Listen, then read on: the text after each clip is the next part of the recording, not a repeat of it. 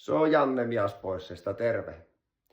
Me ajateltiin Miaspoissien kanssa kantaa oma kortemme kekoon ja laitetaan tässä kevään kynnyksellä jollekin teistä lahjoitukseen ihan uunituore uusi Adventurerin päki.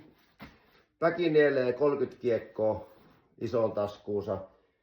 On putteritaskua päällä, on kännykkätaskua, etutaskua, pari sivutaskua, juomapullotaskut löytyy täältä takaa.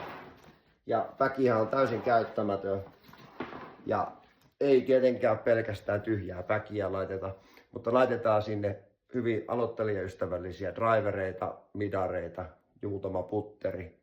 Mutta sulle, jolla ei jostain syystä ole mahdollisuutta hankkia kunnollista päkiä, tai sulla ei ole kuin muutama kiekko ja tarvisit niitä kipeästi lisää, niin nyt jakakaa tämä meidän kanava, ottakaa seurantaa Instassa, TikTokissa ja kertokaa meille, kuka tarvii, jos sä tai joku sun ystävä tarvii päkin kiekoilla. Miaspoisit lahjoittaa sen tässä kevään kynnyksellä sitä tarvitsevalle.